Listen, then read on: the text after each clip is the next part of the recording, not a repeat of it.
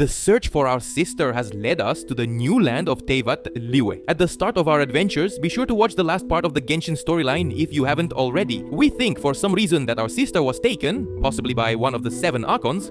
In Mondstadt, we found out it wasn't the Wind Archon. Now, we are going to Liyue's capital. The Archon of Liyue appears before his people once a year. We are hurrying to the city to make it in time for this event. We are walking to the capital through the country. This raises the question of what transport to use. There are no horses in Mondstadt or Liyue. People seem to move only on foot, pulling carts. On the way, we find the Geo Archon statue and resonate with it. And we get the power of the Geo element. Now we can summon the giant boulder. By nightfall, we finally make it to the harbor of Liyue on our own feet. Liyue is the kingdom's capital, the equivalent of China. The biggest trading city and the richest, most prosperous place in all of Teyvat. Daily, a vast number of trading vessels arrive here and deals are struck. And we arrive here on the eve of the descent ceremony. Once a year, the chief deity of Liyue, Rex Lapis, the Geo Archon and Master of Stone, shows himself to his people and shares his forecasts that determine the business trends of the entire city of Liyue. Ningguang conducts the ceremony. Ningguang is the richest and most influential woman in Liyue, one of the leaders of the Qixing group that rules the city and includes the heads of the most powerful clans. Ningguang used her abundant wealth to establish a magnificent aerial palace above the city, and she continues to dedicate resources to its expansion and enhancement. Ningguang believes her palace will eventually grow so big that it will cast a shadow over all of Liyue and later all of Teyvat. Ningguang has Geovision, unmarried. Ningguang is holding the ceremony to summon the Geo Archon, but very few people came to see their deity. This is unlike China. Genshin Impact frequently features large crowds in its scenes. Ningguang realizes that something is amiss, and unexpectedly, the body of the Geo Dragon descends upon the ceremony, revealing the authentic form of the Geo Archon. Ningguang says the Stone Lord was killed. Here we go again, everything's a mess. The guards surround the ceremony and won't let anyone leave to check for murder involvement. We suddenly decide to escape from here, although I don't really get what the issue is. Just let the guards ask you questions like they do with everyone else. You're innocent, so what's there to fear? By running away, you only raise unnecessary suspicions. In the end, we get caught, and naturally, we become the main suspects. The guards encircle us, and we are ready to attack them, even though they are for a moment innocent and merely doing their job, while you are the real idiot here. Are you really a good hero? Suddenly, Child shows up to assist us. Tartaglia carries the title of Childe, being the 11th of the 11 Fatui Harbingers. He was once a humble and cowardly boy, but somehow fell into an abyss in his childhood, where he met a mysterious swordmaster who taught him to fight and create real chaos. Tartaglia came back to his world after just 3 days, and he turned into a cocky and reckless boy eager to fight anyone. His father, not knowing how to manage him, sent him to the Fatui, who also could not curb his spirit, and in no time, Tartaglia became the 11th Harbinger. He harbors a dislike for the other Harbingers due to their deceitful and treacherous methods, preferring to fight face to face. He has younger brothers and a sister whom he cares for. Like the rest of the Harbingers, he has delusion, possesses the Hydrovision, is not married. Tartaglia fights the guards and tells them to follow him. Tartaglia tells us that he is from the Fatui, which makes us a bit tense. However, the Harbinger assures us that he wants to help us. Child thinks the Archon's murder might involve the Qixing who run the city. He gives us a talisman for the Adepti to hear us. Adepti are local gods. In Mondstadt, only Andrius, Decarabian and Venti exist, but Liyue had many.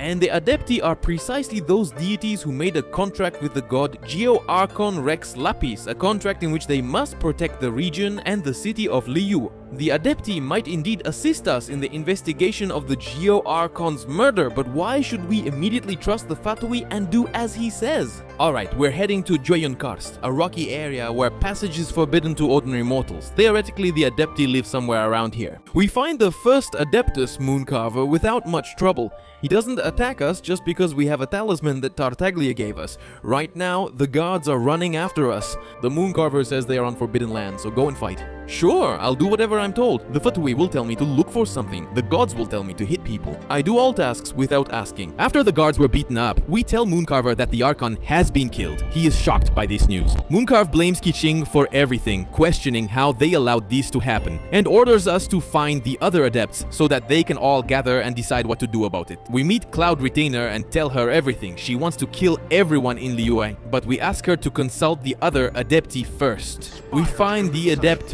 mountain shaper and talk about everything. Then we find Xiao, the demon hunter, who is one of the 5 Yaksha. Yakshas are the adepts that the Geo Archon gathered into a squad. After the Geo Archon defeated many Archons in the Archon War, countless monsters and demons began to rise from the fallen bodies, and Yakshas were called forth to fight these monsters. Currently, 3 Yakshas are dead, and 1 has disappeared. Only Xiao is still alive. Xiao is lonely, cold, and reclusive. Most people don't know him and don't worship him. To this day, Xiao protects Liyue. He has an animal vision, not married. In the beginning, Xiao was not interested in communicating with us, but after we cooked his beloved tofu and a salad, he decided to listen. Astonished by the news, Xiao proceeded to the Adept Assembly. Now we head back to inform Tartaglia about everything. Afterward, Child introduces us to a man who can provide assistance. His name is Zhongli, and he is from the Bureau of Ritual Services. In Zhongli's opinion, the Archon should receive the due honors. Thus, we need to perform a burial ceremony for the Archon. But the Chiching group hid the Archon's body, which violates ancient traditions, something unacceptable to Zhongli. Therefore, if we want to meet the Geo Archon, or rather his corpse, it seems we need to confirm that the Geo Archon is not that woman from the beginning of the game. To meet the Geo Archon, we must assist Zhongli with his ceremony. Tartaglia gives us more money for the ceremony preparations, and with his funds, we go through the merchants of Liyue with Zhongli to buy various items for the ceremony. In these dull quests, we see that Zhongli doesn't really understand trade and doesn't think much of the Mora currency. The currency known as Mora was established by Geo Archon and is used throughout the entirety of the 7 kingdoms. Following that, Junli instructs us to procure the bell from the elderly woman for the upcoming ceremony. It turns out she lost her bell somewhere inside her teapot. We climb inside the teapot, where there is an entire little world. She's an adept, but really, she rules songs and wandering. Did she age or choose the crone look? Her name is Madame Pim, but from now on I'll just call her Granny, who hasn't shaken the cobwebs out of her teapot in a long time.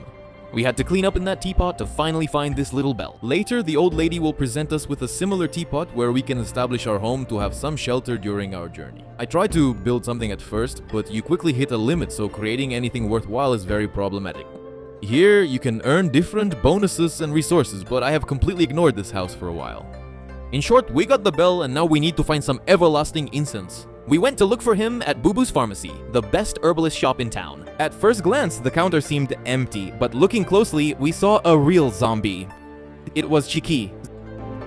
She or Chichi, the rarest and most desired character for Genshin players. A long time ago, she was an ordinary girl who ended up in the heart of a battle between demons and adepts, which caused her death. To rescue the girl, each adept gave her a part of their power, but this caused her to go insane, so they sealed her in amber. Somewhere in our time, Chiki managed to escape from the amber trap, after which she was picked up by Baiju, the owner of Bubu's cabin, who took her in. Chiki, being a living zombie, needs orders to act, and she always gives these orders to herself. Her body is immortal, but she has major memory problems. As a result, she writes everything, even trivial matters, in her notebook and must remember to look at it. Because Chiki acts only on commands and forgets, she often gets stuck. It has cryovision. So, Chiki can't sell us incense due to our lack of a doctor's prescription.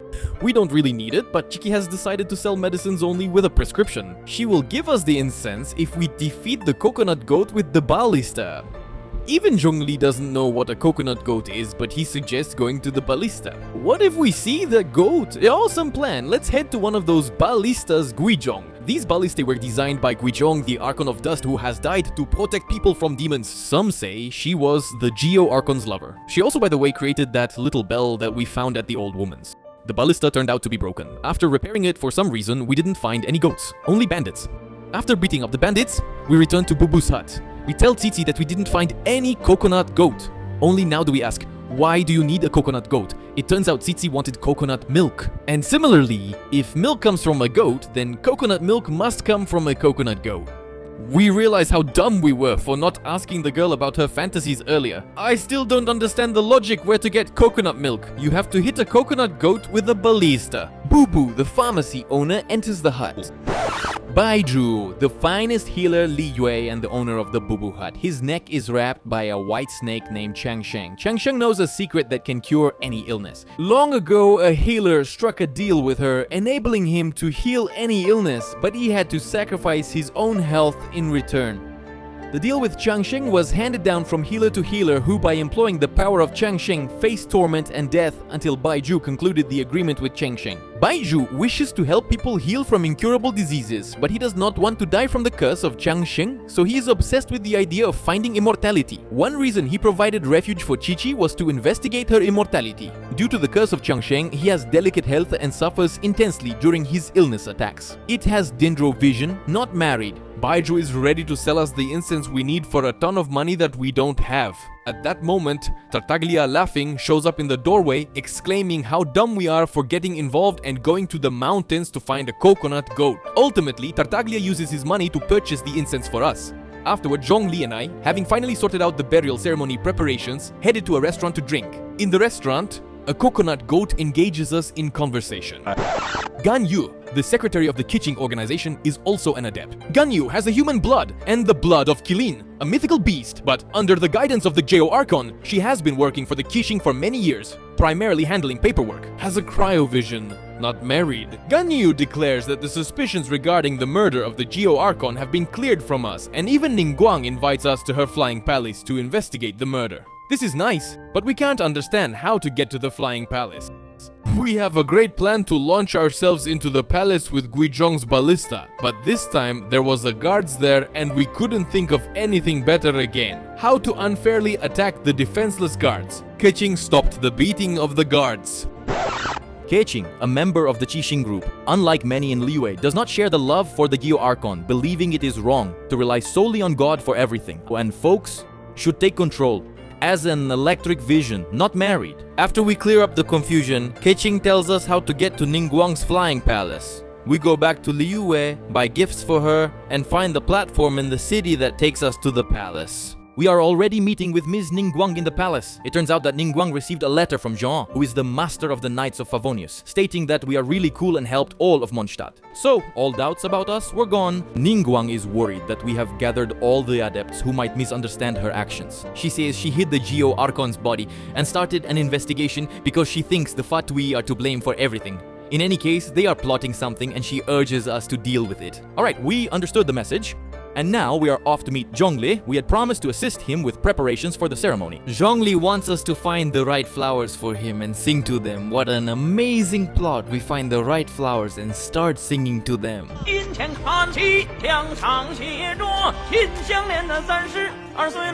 The flowers did not withstand our singing. They evolved swiftly to defeat us. The flowers we found weren't right. Ganyu passed by and helped us find the ones we needed. Now with Zhongli, we're going back to Liyue and sensing that something is happening here. As it turns out, Ningguang, to avoid testing her luck, expelled many Fatui from the city and formed a group of Qixing to go meet the adept. After the Archon passed away, the adepts are no longer bound by the contract to safeguard Liyue. The adepts reject the authority of the Cixin group and attribute the Archon's death to them. The Qixing, who have run the city all this time, are now negotiating with the adepts, but it's uncertain if they will reach an agreement and what will happen next. Thus, the mood in the city is electric. And we come to the realization that this was all set up by the trickster Tartaglia. While the adepts are arguing, Tartaglia wants to reach the Geo Archon's body. We find out that the body of the Archon is kept in the Golden Palace, the place where all the Mora in Liyue is minted. Once we arrive, we see that all the guards are dead. As we approach the Geo Archon's body, Tartaglia shows up from behind and calls us worthless. Child sought to do the Tsaritsa's bidding and get the gnosis of the Geo Archon, but as soon as he reached Liyue, the Geo Archon died mysteriously. Keqing conceals the body. This is why he helped us with the burial ceremony, to discover the whereabouts of the body. While Keqing is focused on the adepts, he has entered the storage. Unlike Signora in Mondstadt, who avoids fights, Childe loves battles and eagerly engages us in combat. Initially, he uses his Hydro Vision. His attack is quite intriguing as he conjures a massive water whale. Later on, he utilizes his Electric Delusion. Yet, despite his efforts, he cannot achieve victory over us. Then he casts us aside and makes his way to the body of the Geo Archon to retrieve the heart of the god. However, there was no Gnosis in the body. Tartaglia thinks we took Gnosis. He uses Delusion and Vision to become Super Child.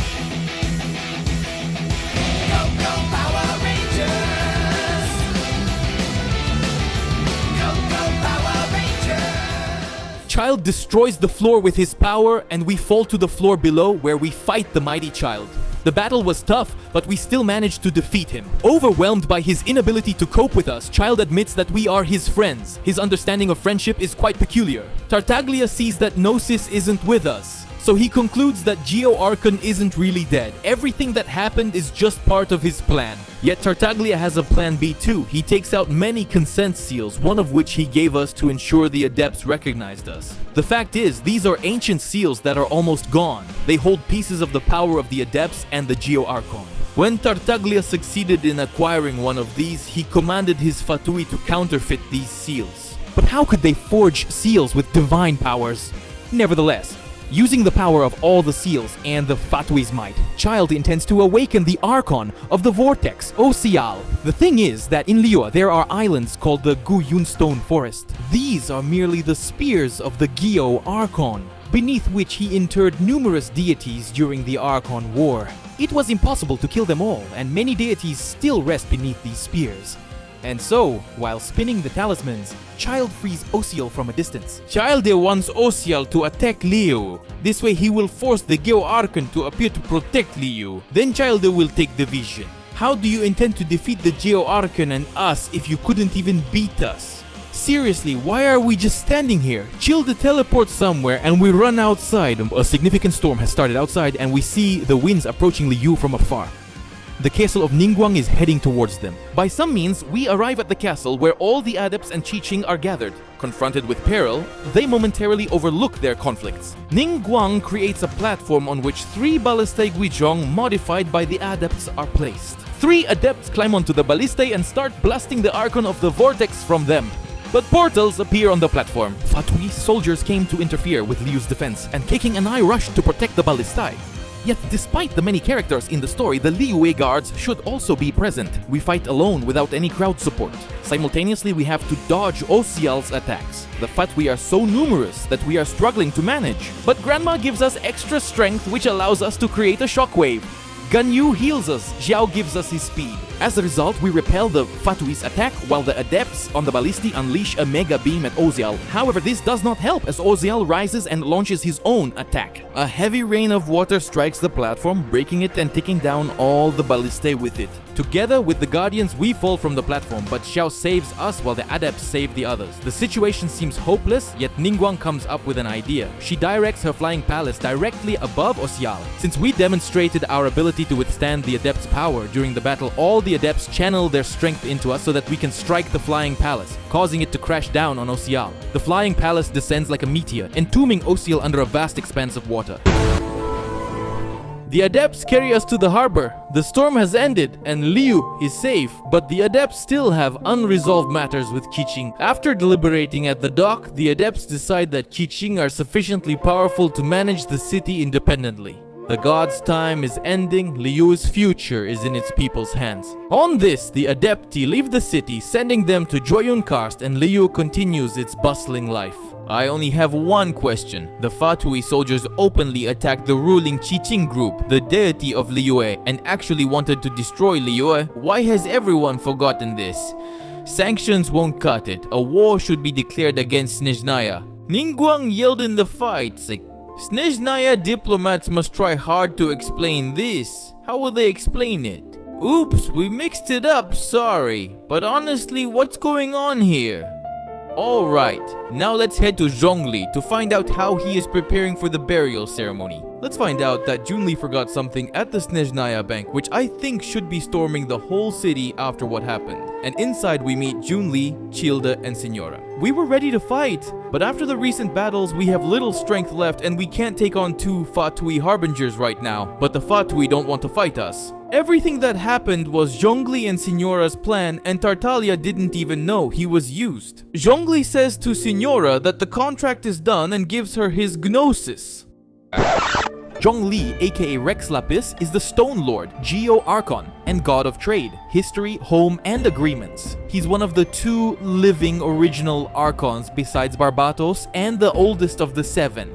He is over 6,000 years old. A long time ago, he united with the Dust Archon Guizhong, and together they founded the prosperous settlement of Guili, named after the Dust Archon and the Geo Archon. Unlike the ancient Mondstadt, the ancient Liyue was filled with numerous gods and demons who perpetually fought, and one day, Guizhong was killed. The Geo Archon then took his people and with the adepti moved them to the current capital of Liyue, where he established a contract for their protection. He went to battle other deities. After Morax won the Archon War, monsters emerged from the slain bodies, and he created the Yakshas, a group of 5 adepti. Only Xiao remains alive today. Admit it, the man did more than God doing nothing. Much later, the Qixing group emerged, which began to take control of the city. Sometimes the 7 Archons would show up in Liyue, but ultimately only the God of Nothingness would occasionally visit the Geo Archon. Rex Lapis couldn't understand how one could be so careless and abandon their land, but apparently he picked up a bit of sloppiness from Barbatos. As Rex Lapis walked along the promenade one day, he overheard a merchant saying to his worker,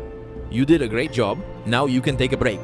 Which made the Archon think, is his work still ongoing? Maybe the god's time has passed and he should drop the burden of responsibility? But Rex Lapis isn't as careless as Venti, so he checked the Adepti and Qixing before leaving, conspiring with the Tsaritsa. He unleashed a great beast upon his city, the divine burden of responsibility. If the Adepts and Qixing had failed, Geo Archon would have returned and saved the city, but the Adepts and Qixing pleasantly surprised the Archon. The city is under reliable protection, and now it can calmly give away its gnosis. We can only wonder what the Geo Archon traded his god's heart for with the Tsaritsa. The god of contracts couldn't have gotten a bad deal. Zhongli tells us we will know in time. Now, let's go to the Geo Archon's farewell ceremony. Qixing said the Archon died of old age, not murder, and faced divine judgment. During the ceremony, there were so few attendees that it felt like no one cared about their Archon at all. Ningguang stated that the contract with the Geo Archon has concluded, and it is now the moment for the citizens to manage the city themselves. Afterward,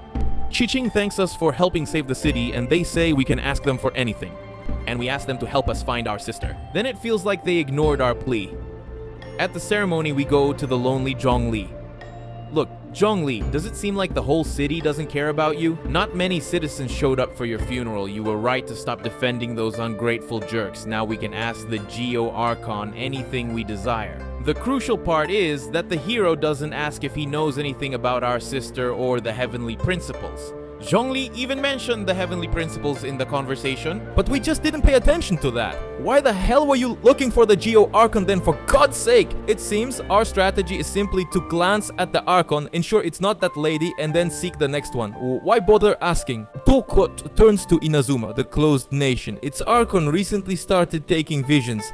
Something's not right. This is why this will be the next place we go. Zhongli also mentions that he has let the Adepts and the Qixing know that he's alive. Without the Geo Archon's power, New Mora won't be minted anymore. But that's a concern for Qixing. The Geo Archon hasn't even minted Mora for his regular life, and now he's homeless. This marks the end of Liyue's main plot. Yet before we depart for Inazuma, significant events will unfold. We will help Ningguang restore her floating palace. And for some reason at this very moment, Osiel's wife awakens, but Ningguang was already ready for this and had gathered a whole army. As a result, the monster was shelled from the palace, from the ground, and from the ships. But that didn't work, and even we couldn't defeat that monster. In the end, we defeat the monster with Shenhe, a girl raised by the Adepti. Later, with Zhongli, we find an ancient temple and learn about the Archon of Salt. She was a frail Archon who, in the times of the Archon War, concealed herself with her people, but they were betrayed and slain, leading many of her citizens to transform into salt, and the survivors spread throughout Liyue. Later, with Junli, we investigate missing miners and find Ashdaha, Rex Lapis's sealed familiar. Every Archon seems to have one. In ancient times, the Geo Archon discovered the spirit of the rock and fashioned a dragon from it, and together they traveled and fought against the Archon's foes. But Ashdaha's mind clouded. He got aggressive and attacked people, breaking the contract, so the Geo Archon sealed him. With Junli and the other Ashdaha, the Ashdaha has a split personality, so we're resealing the Ashdaha. After the battle, the hero asks the Archon about his sister, the heavenly principles, and Khaenri'ah, but Archon says he's bound by contract, so he can't tell us anything.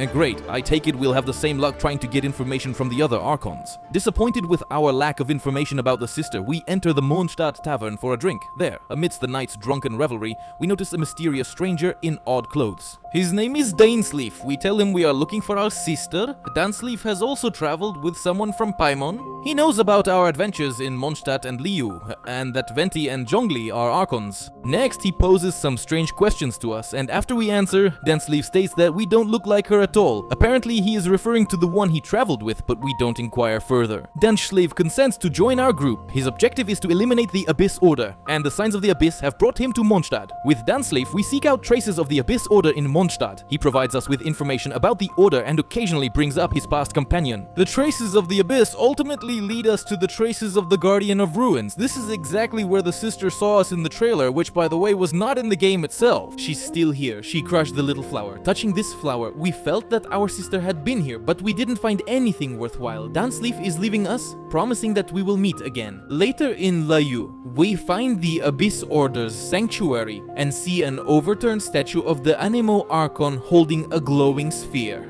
But we didn't know what to do with her. The Herald of the Abyss, whom Dainsleif sought, waited for us leaving the shelter. The Herald of the Abyss knows Dainsleif, calls him a loser, says the Abyss can't be stopped, and starts fighting us, but then recognizes us and runs into a portal. Dainsleif was waiting outside. The tracks led him here while tracking the Herald of the Abyss, telling Dainsleif about the statue and the Abyss Herald. At this moment, alongside Dainsleif, we embark on the path of the Herald, and throughout this journey, we will discover some rather intriguing details. It turns out that after my sister and I arrived in this world, our sister was the first to awaken. She witnessed the destruction of the Kenria nation. 500 years ago, she found us asleep in a meteorite. She said the world was in chaos. That's when we chose to leave this world behind. But an unknown deity blocked our path. The main character remembered all this, but why the hell was he silent? Dainsleif explains that the Abyss Order and the Ruin Guards are connected to the ancient nation of Kenria. Kenria used to be a mighty and flourishing technological civilization that did not pay homage to any deities.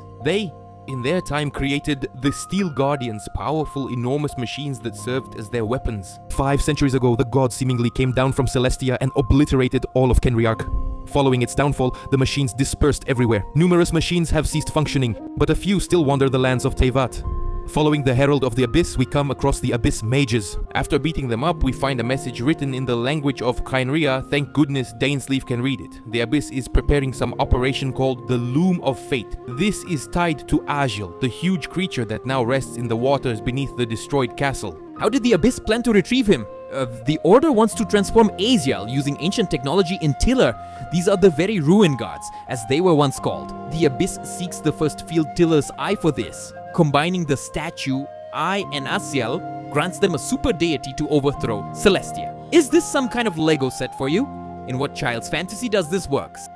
Somewhere in a writer's office. What weapon will hit Celestia?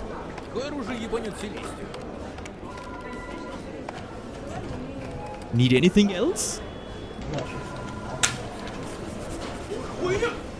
Celestia is screwed. We'll go to Mondstadt and ask Barbara about the missing Archon statue. And yes, one did go missing long ago. We also inquire with Barbara if she has heard any odd tales. What a strange coincidence. She shares the very story that will assist us. A long time ago, from the ruined tower of the ancient city of Mondstadt, someone was blasting fireballs at people. As it turns out, this will be the very first ancient cultivator we are looking for. Rosaria suddenly approaches us. Rosaria, a sexy nun at the Favonius church in Mondstadt, doesn't care about her god. She's cold, drinks, smokes, and sneaks out at night to kill. Carries a cryovision, not in a marriage. Rosaria says that near Wolfendam, where Andreas' spirit is, many Abyss servants have come. So we should handle this. Let's head to Wolfendam and meet the Abyss Herald, Andreas, and Razor there. Razor, raised by wolves. He doesn't know if he's a wolf or man. Expressing thoughts is hard. He has the electro eye of God. Not married. Like the Abyss Order tried for Dvalin and Agil, they now want Andreas. With Razor, we beat the Abyss Herald and he flees. While we're here, we inquire with Andreas if he has ever encountered the first field tiller. He responds that a machine visited him once and he fought it off. It then went towards ancient Mondstadt. What a coincidence. This looks like the first field tiller we need. We could have done without the hint. Barbara told us the story right away. We're heading to the ancient Mondstadt ruins, and we find the results of this very first field tiller, who looks like a regular ruin guard. Here I have a question: why does the Order of the Abyss need the eye of only the first field tiller? After all, by the most ordinary logic, subsequent weapons or machines, which are already improved and modernized, are always better than their preceding prototypes. And in this world, there are Guardians of the Ruins far more powerful and stronger, including some incredible titans. If we find their core, we can conquer not only Celestia, but the entire galaxy, damn it. This is explained by the fact that the first cultivator in this eye lacked restrictions, which in my opinion is a vague explanation. Apparently the Conriacs couldn't manage to create anything more advanced. I doubt that this junk, or its engine, is stronger than this one.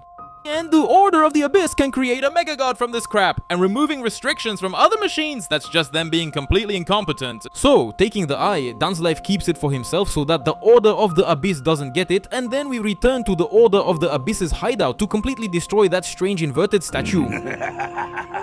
In the shelter, the Herald of the Abyss was already waiting for us, and we started to fight him. As usual, we piled on him, and the Herald again tried to escape through the portal, but then Dunslife intervened. And, like Darth Vader, he begins to choke the Herald. Whoa! Our sister suddenly appears and throws Dansleaf away. We can notice she's armed with the sword that my sister and I could summon at the start of the game, but for some reason the main character can't do that now. The main character is stunned. The Herald calls her Highness, so the protagonist asks why our sister is with the Abyss, while the sister asks why we are with Dansleaf.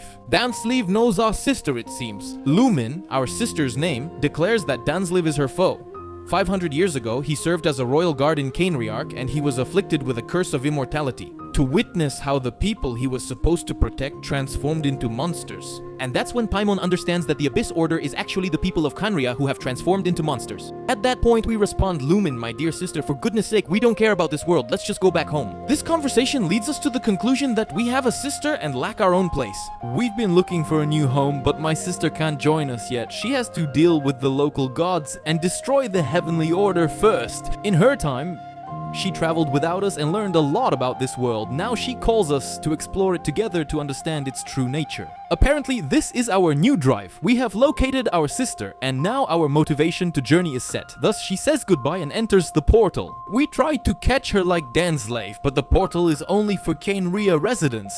So Dansleaf went in, but we couldn't. So what if she teleported herself to the Abyss Order, where her army is, for example, which would be logical. If that's the case, Dansleif would have handed himself over to them, and even given them the eye necessary for the super deity. So now we can conclude that our sister witnessed the fall of the nation of Khaenri'ah, and what the gods did to Khaenri'ah and its people then Lumini considers unjust. And together with the Order of the Abyss, who are the inhabitants of Khaenri'ah, turned into monsters, wants to destroy the established heavenly laws. We have to travel everywhere, because no one can really explain everything that's going on here in a way that makes sense. We actually came here to destroy this statue, but Dunslife ran off, and we can't do anything to this statue without him, so we're just leaving. And that's where our adventure in Liyue ends. We think we found our sister, but she didn't rush over to hug us. Now our main goal is just to travel. The main character is still contemplating finding that goddess from the game's beginning. Perhaps she can provide a proper explanation. We somehow still believe she might be one of the Archons. There's a bad Archon in Inazuma, maybe it's her. Next we go to a closed island kingdom, the land of cherry blossoms, samurais, storms, and anime. Sadly, that's all for now. Please look forward to the next part, and I really hope for your support to help grow the channel. As usual, this was Phoenix. Thank you everyone. Good luck and goodbye.